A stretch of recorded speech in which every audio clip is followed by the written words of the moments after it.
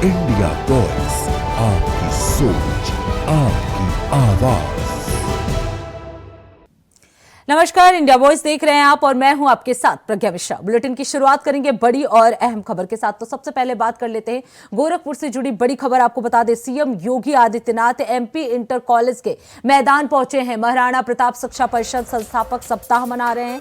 93वें संस्थापक सप्ताह समारोह में सीएम योगी आदित्यनाथ जो है वो शामिल हुए हैं। आपको बता दें, कार्यक्रम का भव्य शुभारंभ सीएम की अध्यक्षता में होगा। सीएम बतौर गोरक्ष पीठाधीश्वर शिक्षा परिषद के मुख्य संरक्षक है।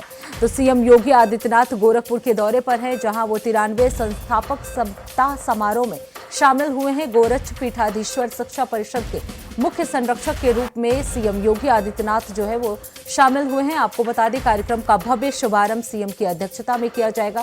सीएम जो है वो बतौर गोरक्ष पीठाधीश्वर शिक्षा परिषद के मुख्य संरक्षक के रूप में वहां मौजूद रहेंगे। तो आपको बता दें, महाराणा प्रताप शिक्षा परिषद का संस्थापक सप्ताह जो है वो गोरखपुर में मनाया जा रहा है। इस कार्यक्रम में हिस्सा लेने के लिए सीएम योगी आदित्यनाथ जो है वो गोरखपुर पहुंचे हैं। 93वें संस्थापक सप्ताह जो है वो मनाया जा रहा है। आपको बता दें, इस भव्य कार्यक्रम का शुभारंभ सीएम योगी आदित्यनाथ की अध्यक्षता में किया जाएगा। इसके साथ ही सीएम योगी आदित्यनाथ जो है वो बतौर मुख्य अतिथि वहां मौजूद रहेंगे। गोरक्ष पीठाधीश्वर शिक्षा परिषद के मुख्य संरक्षक के रूप में सीएम योगी आदित्यनाथ जो है वहां मौजूद रहेंगे। तो सीएम योगी आदित्यनाथ जो है वो गोरखपुर के दौरे पर हैं।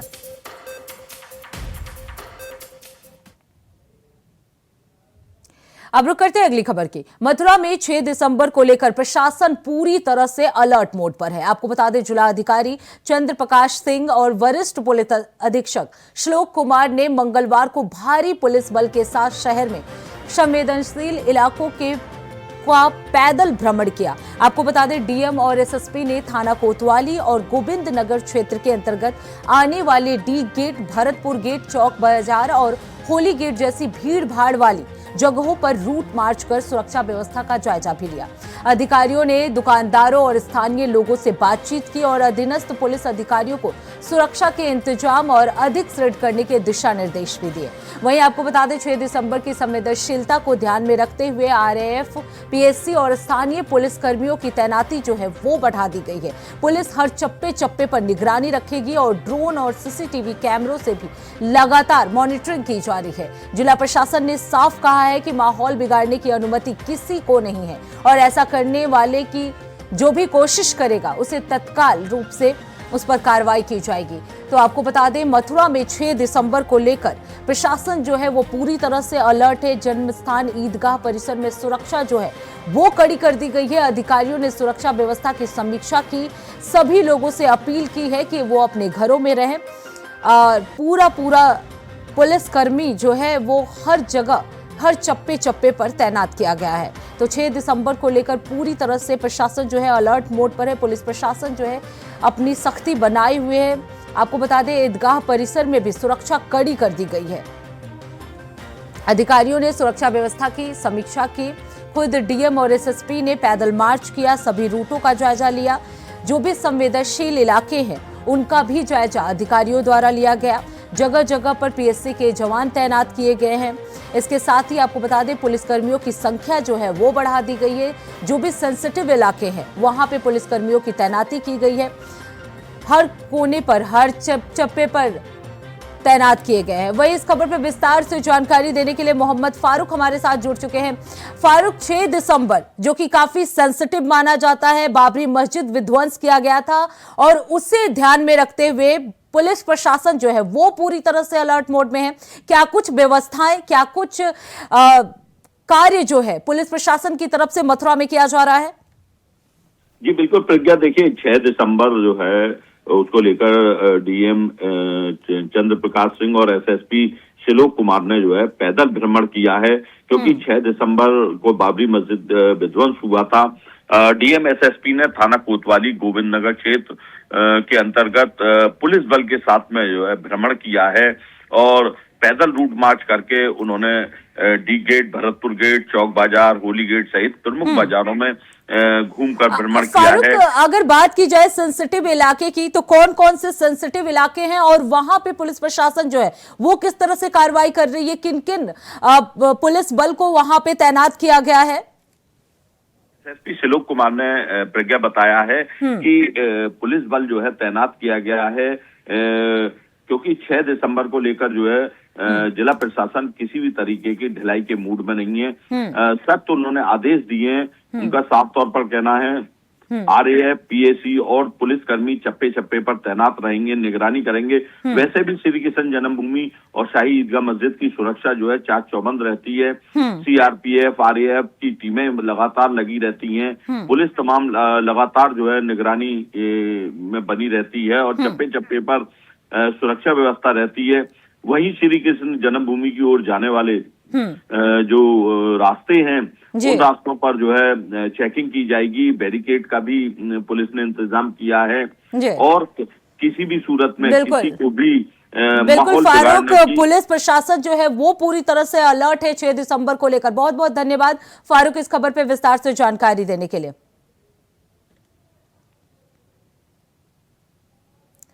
तो मथुरा प्रशासन जो है वो पूरी तरह से अलर्ट मोड में। एक बड़ी खबर आपको बता दें, सीएम योगी आदित्यनाथ जो है वो गोरखपुर पहुंचे, एमपी इंटर कॉलेज के मैदान में पहुंचे हुए हैं, जहां वो कई कार्यक्रमों में हिस्सा लेंगे। आपको बता दें महाराणा प्रताप शिक्षा परिषद का संस्थापक सप्ताह जो है वो मनाया जा रहा है और इस कार्यक्रम में सीएम योगी आदित्यनाथ जो है वो पहुंचे हुए हैं। 93वें संस्थापक सप्ताह समारोह में शामिल हुए हैं सीएम योगी आदित्यनाथ। संस्थापक सप्ताह समारोह के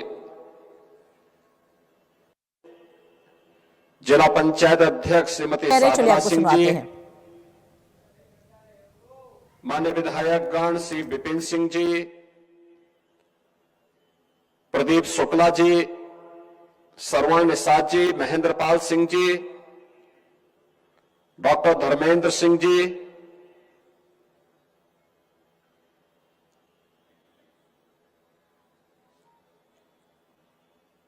रतनपाल सिंह जी,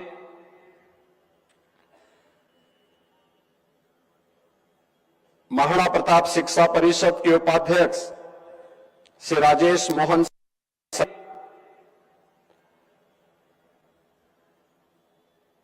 समारोह में उपस्थित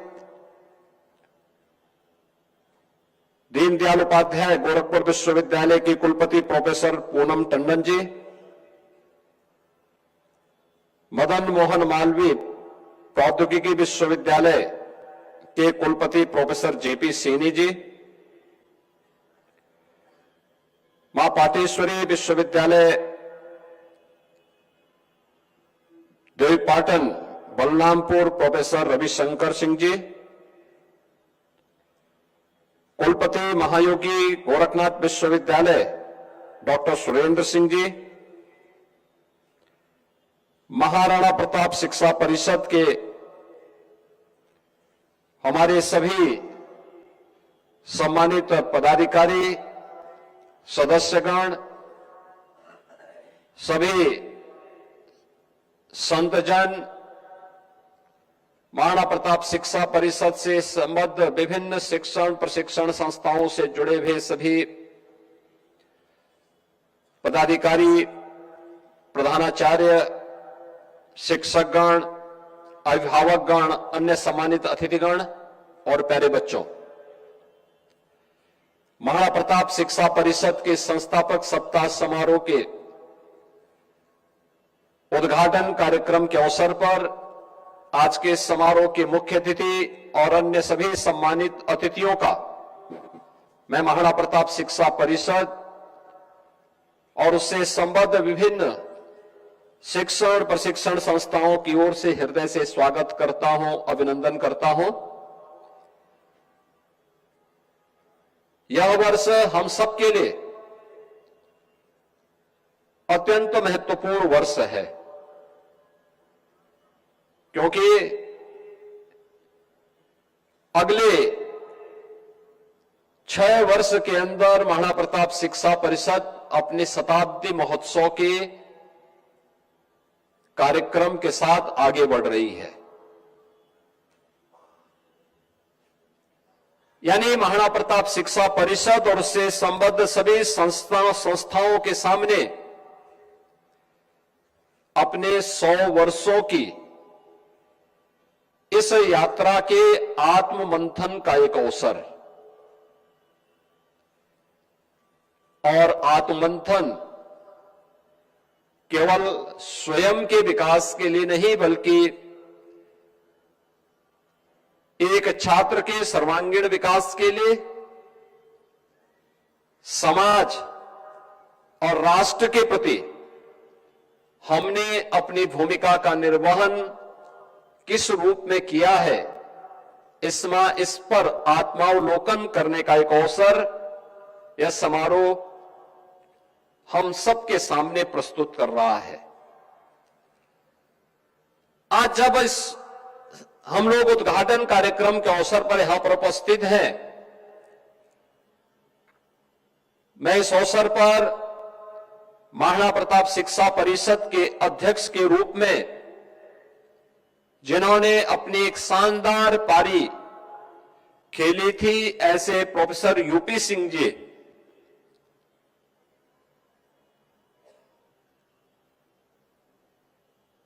जिन्हें अभी कुछ दिन पूर्व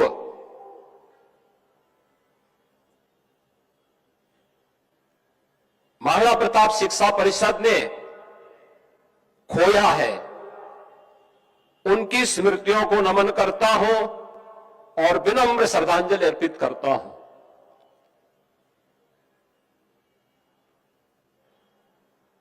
महाराणा प्रताप शिक्षा परिषद के उन सभी सदस्यों के प्रति भी मैं इस अवसर पर विनम्र श्रद्धांजलि अर्पित करता हूं,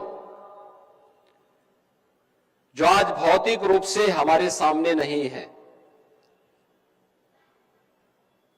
महाराणा प्रताप शिक्षा परिषद के संस्थापकों ने हम सबके सामने जो एक विराट लक्ष्य रखा है, वह विराट लक्ष्य केवल स्वयं के विकास के लिए नहीं, स्वयं के आत्मिक उन्नति के लिए नहीं, बल्कि समाज और राष्ट्र के प्रति हमारी सेवाएं क्या हैं, समाज और राष्ट्र के प्रति हमारे कर्तव्य क्या हैं, इन सब को भी हम समय समय पर मूल्यांकन कर सके और इसके लिए एक आदर्श प्रत्येक छात्र छात्रा के सामने हमारे संस्थापकों ने महाराणा प्रताप के रूप में रखा। स्वदेश, स्वधर्म और राष्ट्रीय स्वाभिमान क्या होता है, जब भी हम किसी संकट में होते हैं, कोई राष्ट्रीय चुनौती हम सबके सामने होती है, तो हमारे सामने इन महापुरुषों के चित्र और उनके शौर्य और पराक्रम हम सबको एक नई ऊर्जा देता है। महाराणा प्रताप हो, छत्रपति शिवाजी महाराज हो, गुरु गोविंद सिंह जी महाराज हो, झांसी की रानी लक्ष्मीबाई हो, या फिर देश के लिए देश की सीमाओं की रक्षा करते हुए अपना बलिदान देश की सुरक्षा के प्रति देने वाले भारत माता के बहादुर जवान हो, यह सब पूरे देश के लिए एक नई प्रेरणा होती है। राष्ट्र अचानक नहीं बनता है, याद करना, व्यक्ति हो या राष्ट्र, इन सब की अपनी एक पहचान होती है। हम सब अपनी पहचान को किसी न किसी रूप में व्यक्त करते हैं, कोई ना कोई हमारी अपनी पहचान होती है। ऐसे ही राष्ट्र के लिए भी होती है। उस राष्ट्र की पहचान, वहां की संस्कृति, वहां की परंपराएं, वहां के महापुरुष, ये सभी एक दूसरे के साथ जुड़े हुए हैं। अगर राष्ट्र की संस्कृति समाप्त हो जाए तो राष्ट्र अपनी एकात्मता को खो देता है, अपनी पहचान को खो देता है। संस्कृति उन राष्ट्रीय मूल्यों से बनती है जिन राष्ट्रीय मूल्यों को समय समय के अंदर अलग अलग युगांतरकारी घटनाओं ने एक संबल दिया, एक शक्ति दी, जिन्हें हम विभिन्न पर्व और त्योहारों के माध्यम से आज भी पूरा भारत बिना भेदभाव के उन्हें आत्मसात करता है, उनके साथ जुड़ता है। उन पर्वों और त्योहारों में अपने मतभेदों को समाप्त करके एक भारत श्रेष्ठ भारत की उस अभिव्यक्ति को हम सब प्रदर्शित करते हैं। और लंबे समय तक जब कोई भी व्यवस्था होती है न कुछ उसमें बुराइयां और रूढ़िगत भावनाएं जन्म लेने लगती हैं, तो उसके परिमार्जन के लिए भी समय समय पर जो सुधार होते हैं, उन सुधारों का माध्यम कोई ना कोई युग दृष्टा संत और कोई महापुरुष बनता है। महाराणा प्रताप शिक्षा परिषद हो या देश के अंदर अलग अलग कोने में किसी न किसी महापुरुष के द्वारा स्थापित हुए संस्थाएं जो राष्ट्र के प्रति, समाज के प्रति उस समय की आवश्यकता के अनुरूप और समाज की भावी आवश्यकता के अनुरूप माहौल देने के लिए अपने स्तर पर प्रयास प्रारंभ करते हैं। महाराणा प्रताप शिक्षा परिषद भी ऐसे ही महंत दिग्विजय नाथ जी महाराज के द्वारा एक राष्ट्र भक्ति से ओतप्रोत अपने संस्कार और अपनी संस्कृति से ओतप्रोत शिक्षा का माध्यम बन सके, इसको ध्यान में रख करके 1932 में उन्होंने गोरखपुर में इस संस्थान की स्थापना की थी। और मुझे बताते हुए प्रसन्नता है कि आज 51-52 संस्थाएं महाराणा प्रताप शिक्षा परिषद के अंतर्गत संचालित होकर के शिक्षा के क्षेत्र में, सेवा के क्षेत्र में, स्वास्थ्य के क्षेत्र में, प्रौद्योगिकी के क्षेत्र में, अलग अलग क्षेत्र में वहां पर शिक्षण प्रशिक्षण के केंद्र के रूप में विकसित होकर के राष्ट्र को समर्पित नागरिक देने के लिए प्रतिबद्ध दिखाई देते हैं। महाराणा प्रताप शिक्षा परिषद के संस्थापक समारोह, साप्ताहिक संस्थापक समारोह के कार्यक्रम के पीछे का उद्देश्य भी होता है कि हम अपने संस्थापकों के प्रति कृतज्ञता ज्ञापित कर सकें, हम अपने कर्तव्यों के प्रति और अपनी तैयारियों का भी आत्मावलोकन कर सकें। आने वाली चुनौतियों का सामना करने के लिए हमें कैसे अपने आप को तैयार करना है और भावी भारत के निर्माण में हमारा क्या उत्तरदायित्व है, उन उत्तरदायित्वों को भी हम बखूबी समझ सकें। और मुझे बताते हुए प्रसन्नता है कि ज्यादातर संस्थाएं अपनी उन जिम्मेदारियों का निर्वहन करते हुए अपने संस्थापकों के प्रति अपने उत्तरदायित्वों का निर्वहन करते हुए निरंतर प्रतिवर्ष कुछ न कुछ नयापन करने का प्रयास कर रहे हैं। नएपन की ही उसी श्रृंखला का हिस्सा है। आज जब हम यहां पर, आपने देखा होगा, समारोह के मुख्य अतिथि और मंचस्थ अन्य अतिथियों के द्वारा 2 विशिष्ट पत्रिकाओं का विमोचन का कार्यक्रम यहां पे संपन्न हुआ। महंत दिग्विजयनाथ पीजी कॉलेज के द्वारा अपनी शोध पत्रिका दिग्विजयम का विमोचन का कार्यक्रम इस मंच पे संपन्न हुआ है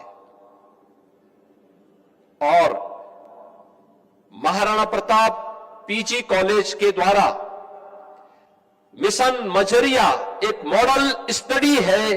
गांव के प्रति हमारी जिम्मेदारी क्या है। ये अक्सर हम देखते हैं, एक विडंबना सी है।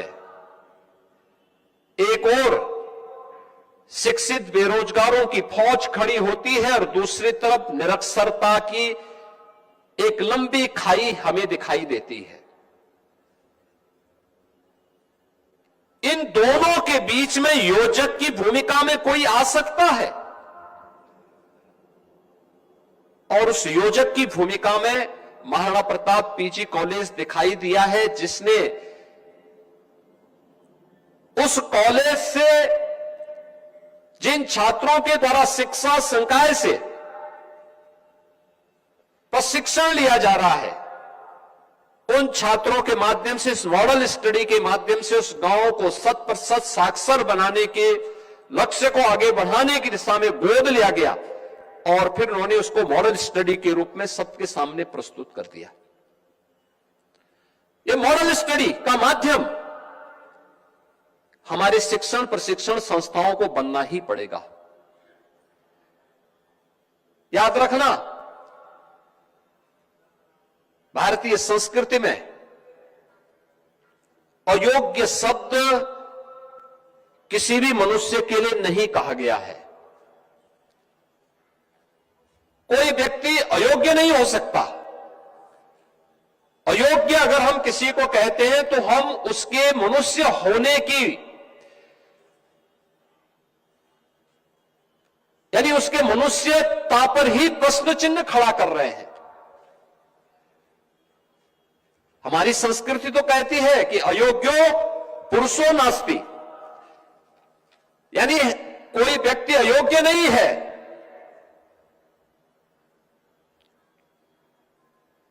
अयोग्य कोई व्यक्ति अगर है तो इसका मतलब कोई योजक नहीं है। हजारों संस्थाएं हैं, क्या ये संस्थाएं योजक के रूप में अपनी भूमिका का निर्वहन नहीं कर सकती? और इसीलिए भारतीय संस्कृति इस बात को कहती है, यद भावम तद भवति, यानी होता वही है जो हमारे भाव होते हैं। भाव अच्छा है तो होगा भी अच्छा ही। सर्वम मनसि संस्थितम, यानी ये भारतीय संस्कृति और भारतीय मनीषा हमेशा इन भावों को व्यक्त करती है।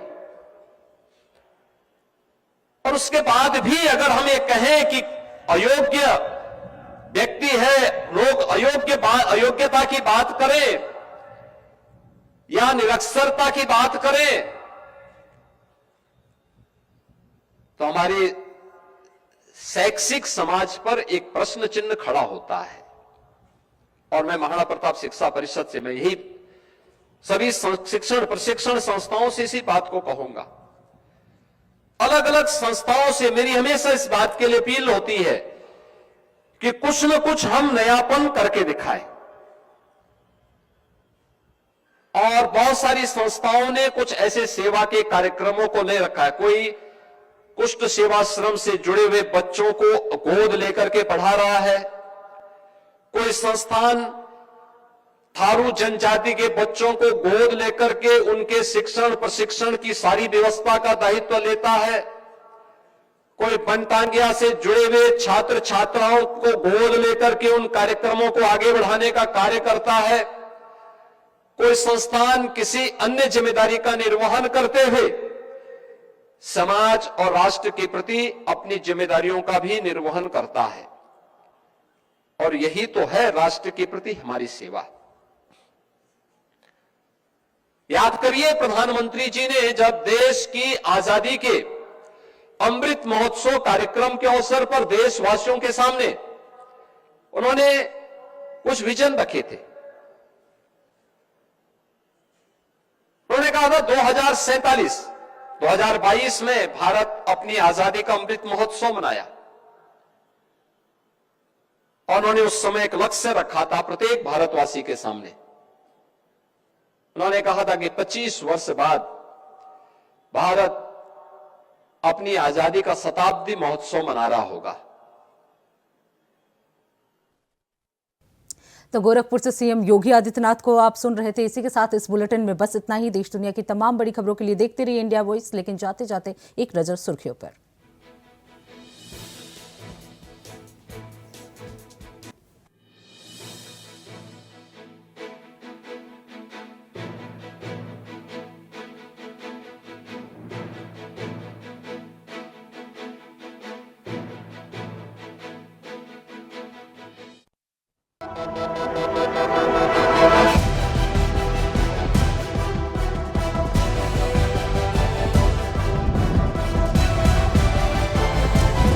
इंडिया वॉइस, आपकी सोच, आपकी आवाज।